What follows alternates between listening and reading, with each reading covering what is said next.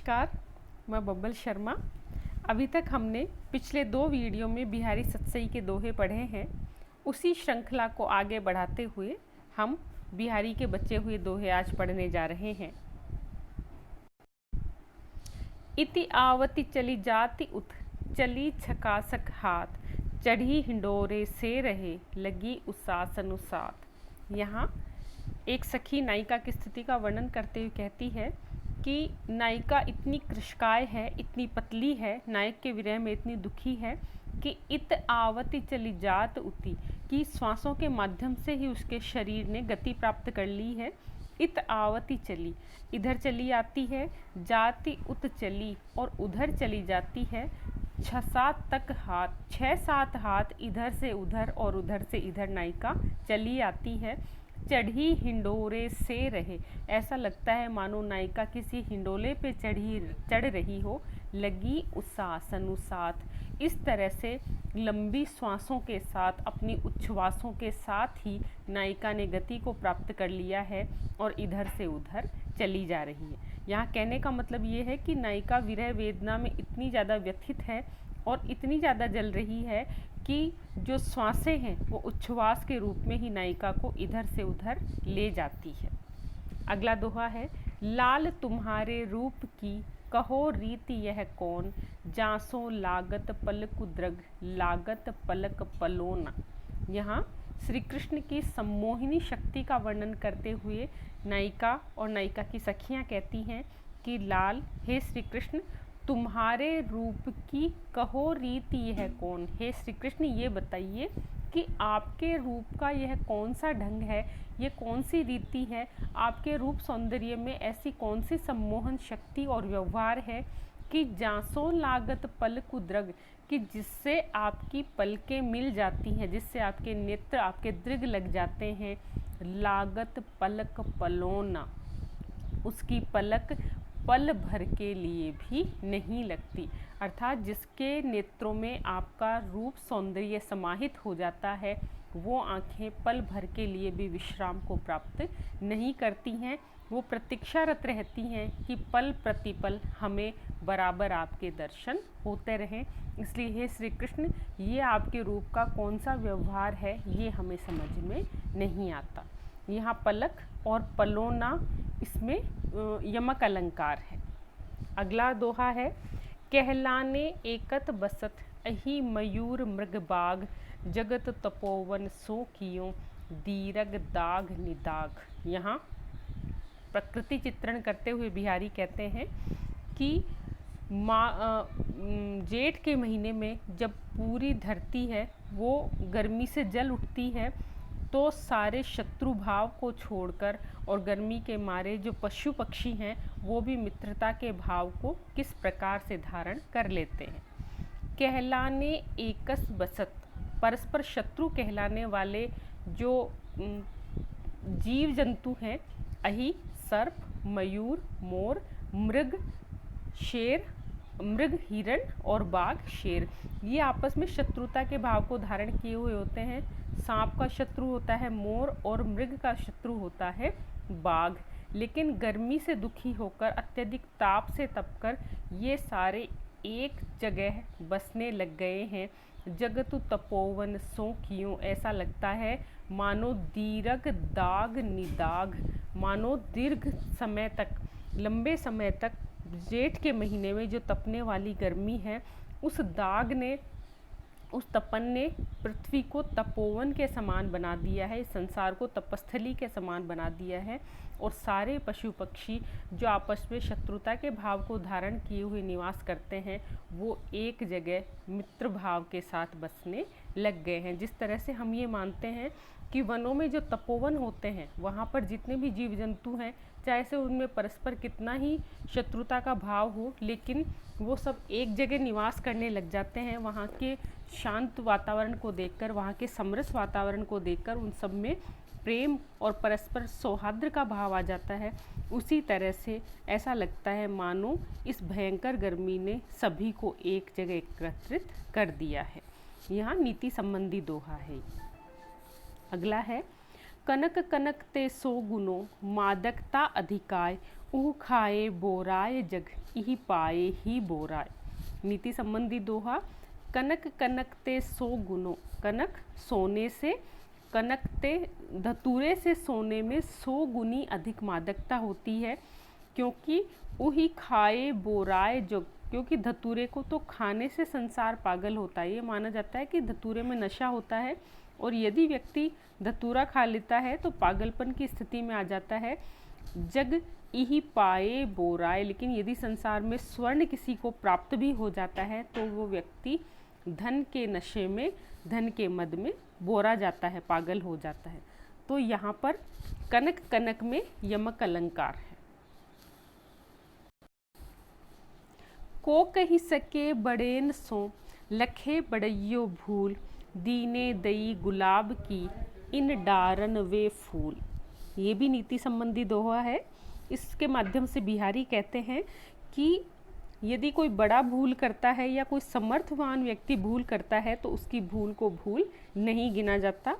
इसी संदर्भ में उन्होंने कहा है कि को कही सके बड़ेन सो, कि जो बड़ा व्यक्ति है, जिसका पद प्रतिष्ठा सम्मान या किसी भी रूप में यदि व्यक्ति बड़ा है तो उसको लखे बड़इयो भूल, चाहे से वो लाख बड़ी भूल कर दे लेकिन कोई व्यक्ति उसमें कोई गलती नहीं निकाल सकता, उसको भूल नहीं बता सकता। जिस तरह से दीने दई गुलाब की, दई विधाता ने गुलाब की गुलाब के इन फूलों के बीच में इन डालियों पर जो कांटे दिए हैं, ये बहुत बड़ी भूल है कि गुलाब जितने कोमल हैं, उसकी पंखुड़ियाँ जितनी सुकुमार हैं, उसी रूप में भगवान ने उसको इतने तीखे कांटे प्रदान किए हैं। तो ये परमात्मा की भूल है, लेकिन विधाता क्योंकि हम सब में बड़े हैं, वो सृजन करता है, इसलिए कोई उनकी भूल को भूल नहीं बता सकता।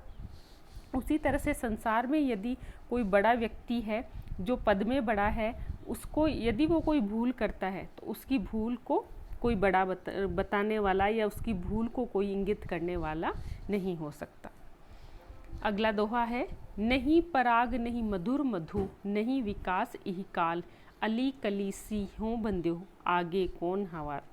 इसमें अन्योक्ति के माध्यम से बिहारी जी ने राजा जयसिंह को, जो अपनी 14 वर्षीय नवोढ़ा पत्नी के प्रेम में इतने ज़्यादा डूब गए थे कि उन्होंने राजकार्य संभालना छोड़ दिया था, तो राजा जयसिंह को उन्होंने राजकार्य के प्रति प्रेरित करने के लिए ये दोहा लिखकर भेजा।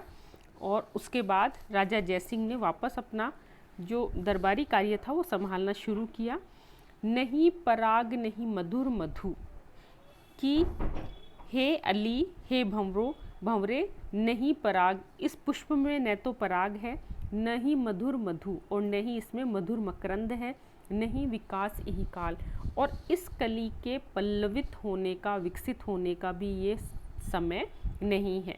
अली, लेकिन हे भ्रमर, कली सी ही बंध्यो, यदि तुम कली के प्रेम में, कली के मोह में इसी से अभी इतना बंध गए हो, आगे कौन हवाल, तो फिर आगे जब ये पूर्ण पुष्प प्राप्त हो जाएगा, ये पुष्प है वो पूर्ण यौवन को प्राप्त कर लेगा, पूरी तरह से पल्लवित पुष्पित हो जाएगा, तो फिर तुम्हारा क्या होगा। यहाँ राजा जयसिंह को इन्होंने अली के रूप में संबोधित किया है और उनकी जो नवोढ़ा नायिका है उनको इन्होंने कली के रूप में संबोधित किया है कि यदि आप अपनी पत्नी के प्रेम में अभी से इतने व्यथित हो और आपने राजकार्य छोड़ दिया है, तो जब ये पूर्ण यौवना हो जाएंगी तो फिर आपके राज्य को कौन संभालेगा।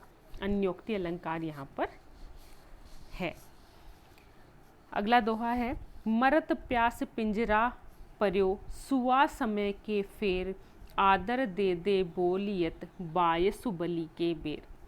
समय पर और समय का फेर हो तो व्यक्ति की स्थितियां बदल जाती हैं, चाहे से उसमें कितने ही गुण हो। नीति संबंधी दोहे के माध्यम से यहाँ पर बिहारी कहते हैं कि पिंजरा पर्यो सुआ, कि वो तोता जिसको लोग बड़े प्यार से, बड़े चाव से अपने घर में पालते हैं, समय के फेर, जब उसका समय बदलता है, उसका समय जब विपरीत आ जाता है, तो ऐसा तोता पिंजरा पर्यो, पिंजरे में पड़ा हुआ, मरतु प्यास, प्यासा मरता रहता है, लेकिन समय फिरने से, समय विपरीत आने से उस तोते को कोई पूछने वाला नहीं होता। और आदर दे दे बोलियत बायसु, बायसु कहते हैं कौवे को, और समय की बात है कि जिस कौवे को व्यक्ति देखते ही भगाते हैं, वो जब कौवा है बलि की बेर, बलि यानी दान के समय जब हम श्राद्ध कर्म करते हैं, तो श्राद्ध कर्म के समय उसी कौवे को आदर दे दे बोलियत, आदर देकर बड़े सत्कार के साथ मीठे पकवान खिलाए जाते हैं। तो समय और परिस्थितियां जब अनुकूल नहीं होती तो व्यक्ति के जो गुण हैं, गुणी होने के बावजूद भी उसका सम्मान नहीं किया जाता, बल्कि उपेक्षित वो अपने आप को महसूस करता है। अगला दोहा है, जगतु जनायो जिहि सकल सो हरि जान्यो नाही, जो आँखन सब देखिए आँखिन देखी जाही। जगत जनायो जिहि सकल, कि जिस परमात्मा ने सारे संसार को दिखाया, हमें पूरे संसार के दर्शन कराए, हमें आंखें प्रदान की, उस परमात्मा की दी हुई आँखों से हरि जान्यो नाही, मैं हरि के दर्शन नहीं कर सका, परमात्मा को मैं जान नहीं सका। जो आँखन सब देखिए, और जिन आँखों से मैं सब कुछ देखता हूँ, आँखिन देखी जाही, उन्हीं आँखों से मैं अपनी आँखों को नहीं देख पाता। यानी यहाँ कहने का मतलब ये है कि आँखें हमें पूरे संसार के दर्शन कराती है, लेकिन हमारी आँखें कैसी हैं, हम स्वयं अपनी आँखों से खुद को नहीं देख पाते।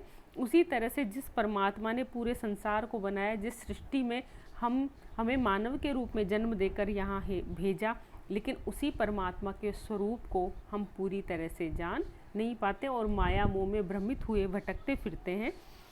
तो उस परमात्मा के दर्शन हमें अपनी अंतरात्मा में झांके बिना प्राप्त नहीं होते। भक्ति संबंधी दोहा यहाँ पर। अगला दोहा है, तो लगु या मन मदन में हरि आवे की ही बाट, विकट जटे जू लगु निपट, खुटे न कपट कपाट। भक्ति संबंधी दोहा यहाँ पर बिहारी कहते हैं कि तो लगु या मन मदन में, कि तुम्हारा जो मन रूपी घर है उसमें कामदेव बसे हुए हैं। हरि आवे की ही बाट, तो उस मन में हरि परमात्मा किस रास्ते से आ सकते हैं, क्योंकि यहाँ तो पहले से ही तुम्हारे मन में कामदेव का वास है, कामदेव निवास करते हैं। विकट जटे जू लगे निपट, और जिस तरह से कोई घर हो जो कई वर्षों से खुला नहीं हो, उसके जो कपाट हैं वो बिल्कुल इतने ज़्यादा सख्त हो जाते हैं कि अपन उनको कितना ही धक्का दें लेकिन वो खुलते नहीं हैं। उसी तरह से तुम्हारे जो मन रूपी कपाट है, मन रूपी जो दरवाज़ा है, वो कपट से इस तरह से बंद हो गए हैं कि किसी भी प्रकार से उनको खोलना संभव नहीं है। विकट जटे, बहुत ज़्यादा विकट भयंकर रूप से वो कपाट हैं, वो जटे हुए हैं, लगे हुए हैं और खुलते नहीं हैं। तो जब तुम्हारे मन में द्वेष, काम, क्रोध, कपट और झूठ का बोलबाला है, तो तुम्हारे मन में परमात्मा किस तरह से निवास कर सकते हैं। परमात्मा तभी तुम्हारे मन में आएंगे जब तुम्हारे मन में काम, क्रोध और जो तृष्णा और वासना की भावनाएं हैं उनको तुम दूर कर दोगे। तो इस तरह से बिहारी का जो यहाँ पर आप लोगों के इस पाठ्यक्रम में जो दोहे दिए हुए हैं वो आज हम लोगों ने पूर्ण कर लिए हैं। हमारे अगले वीडियो में अब हम कवि देव को पढ़ेंगे। धन्यवाद।